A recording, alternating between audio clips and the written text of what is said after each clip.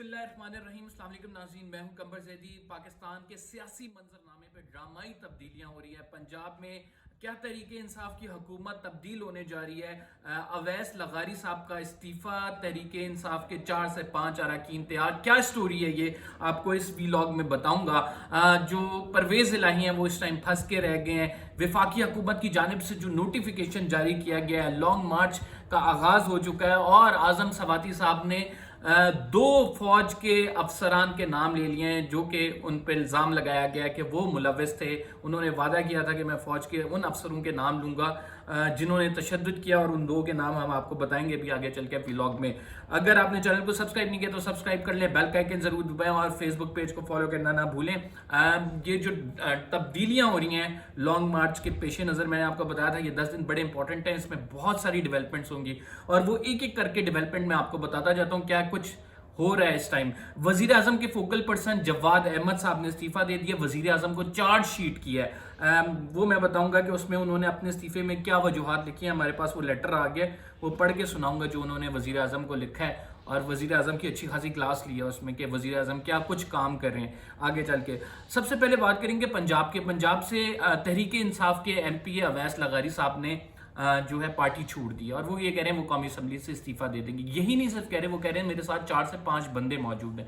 4 से 5 बंदे होने का आपको पता है मतलब ये है कि अगर वो 4 से 5 बंदे छोड़ के PTI रिजाइन कर देते हैं तो PTI में मुस्लिम लीग नून की अक्सरियत हो सकती है, बिकॉज इन 4 से 5 बंदों के ताल्लुकात मजीद लोगों से। इसमें एक अच्छी बात तहरीक इंसाफ के लिए ये है कि जिन 4 से 5 बंदों का नाम लिया था उनमें से 2 बंदों ने तरदीद कर दी है कि हम तहरीक इंसाफ छोड़कर नहीं जा रहे। और दूसरी अच्छी न्यूज़ तहरीक इंसाफ के लिए ये है कि जो MPs हैं उन्हें को भी पता है, प्रेशर तो है उन पर पार्टी चेंज करने के लिए, लेकिन उन लोगों को भी पता है कि अगर वो खान साहब को छोड़ के गए तो उनकी सियासत जो है दोबारा सीट लेना बड़ा मुश्किल हो जाएगी, क्योंकि अब तो ये बातें हो रही हैं कि खान साहब खंबा भी खड़ा करेंगे तो वो जीत जाएगा। तो इस हालात में क्या प्रेशर जो है वो बर्दाश्त कर पाएंगे? नहीं, प्रेशर कहाँ से? प्रेशर जो है उनके ऊपर अवैस लगारी साहब ने जिस तरह से पार्टी तब्दील की, दूसरे 4 से 5 लोगों को बता रहे हैं, तो प्रेशर पैसों का भी होता है। आपको पता है कि एंड टाइम पे ऐसी ऑफर्स दी जाती हैं, चूंकि अब मुस्लिम लीग नून की हुकूमत समझ रही है कि खान साहब का ये लॉन्ग मार्च किसी ना किसी तरह से उनकी हुकूमत में एक कितना बड़ा डेंट डालने वाला है जो कि शायद रिपेयर ना हो सके, तो इस वजह से वो पूरे हरबे अपना रही है। आर्टिकल 148 और आर्टिकल 149 के तहत जो है एक नोटिफिकेशन वजारत दाखिला की जानिब से निकाल दिया गया और कहा गया तमाम सरकारी मुलाजमीन जो हैं, जिसमें फोर्सेस के मुलाजमीन भी शामिल हैं, वो मातहत होंगे जो विफाक है उसके ऑर्डर के। यानी उन्होंने कहा कि सूबों को सुननी पड़ेगी विफाक की। आर्टिकल 148 और 149 यही कहता है विफाक पे चढ़ाई के लिए एक लॉन्ग मार्च आ रहा है, लिहाजा सरकारी मुलाजमीन उसका हिस्सा ना बने। और सख्ती से ये तनबीह की गई और कहा कि जो सूबे हैं इंक्लूडिंग गिलगित बल्तिस्तान, ये तमाम विफाक की बात सुनने के पाबंद होंगे। यानी कॉन्स्टिट्यूशनली उन्होंने बाउंड करने की अपने से पूरी कोशिश कर दी है।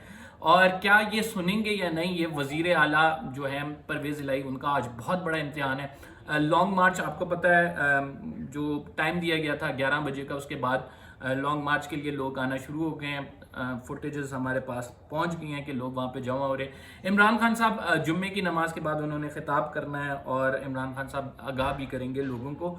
लेकिन राइट नाउ जो परवेज़ जो वजीर आला हैं परवेज़ साहब, उन पर बड़ा प्रेशर है। परवेज़ इलाही साहब पे प्रेशर क्यों है? देखिए, परवेज़ इलाही साहब इस टाइम राइट नाउ एक सूबे को हेड कर रहे हैं, पंजाब सबसे बड़ा सूबा है।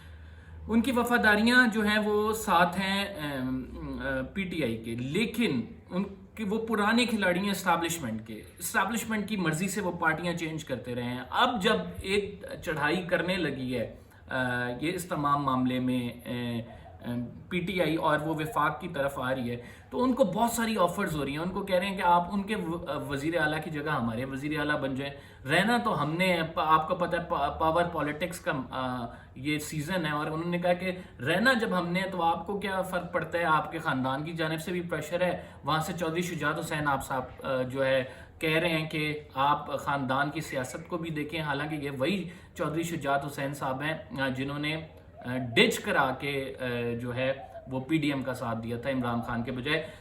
सारी 4 साल जो है वो मज़े लेते रहे इमरान खान की हुकूमत के, 3 साल, और आखिरी साल में आके वो जो है उनके साथ हो गए पीडीएम के साथ। लेकिन बहरहाल जो पंजाब की सूरत हाल बनने जा रही है वो टफ बनने जा रही है। अगर पीटीआई से ये मामला हाथ से निकल गया तो पीटीआई को पंजाब में मुश्किलात होंगी, लेकिन हमारी इत्तलात हैं कि इतनी अभी ये नौबत नहीं आन पहुंची है कि पीटीआई के हाथ से निकले कुछ। अलबत्ता मुश्किलात ज़रूर हैं। परवेज़ इलाही साहब इस टाइम राइट नाउ बुरी तरह से फंसे हुए हैं। अच्छा जी, वजीर आजम के फोकल पर्सन जवाद अहमद साहब ने चार्ज शीट किस तरह से की है मैं आपको बता देता हूँ, जल्दी से पढ़ के सुना दूंगा ताकि आपका टाइम ना जाए, और फिर आगे हम उन 2 लोगों के नाम बताएंगे जिन्होंने जो है आजम सवाती पर तशद्दुद किया है।